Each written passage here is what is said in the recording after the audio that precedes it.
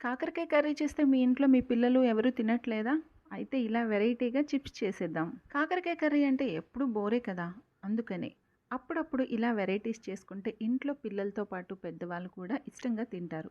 నేనైతే ఇలా కట్ చేసుకొని ఉప్పు, కారం, పసుపు, అల్లం వెల్లుల్లి పేస్ట్, కొద్దిగా ధనియా పౌడర్, ఇందులోనే 2 టేబుల్ స్పూన్ వరిపిండి, అలాగే 1 టేబుల్ స్పూన్ శనగపిండి వేసుకొని కొంచెం కొంచెంగా వాటర్ వేసుకొని చక్కగా కలుపుకోవాలి. నేనైతే ఈ కాకరకాయలకి సీడ్స్ తీయట్లేదు. మీరు చక్రాల్లా కట్ చేసుకుంటే గనక సీడ్స్ తీయాల్సి వస్తుంది.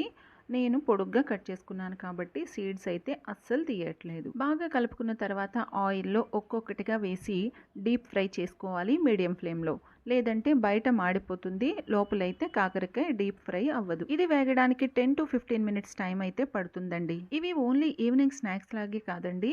మనకి సాంబార్ అన్నం, పప్పన్నంతో కూడా ఇవి చాలా చాలా బావుంటాయి. ఇవి బాగా వేగిన తర్వాత ఇందులో కాస్త కరివేపాకు కూడా వేయించి వేసుకుంటే టేస్ట్ అయితే చాలా చాలా బావుంటుందండి. మీకు కాకరకాయతో ఇంకేం వెరైటీ కావాలో కామెంట్ చేయండి. అలాగే నా వీడియో నచ్చితే లైక్ చేయండి.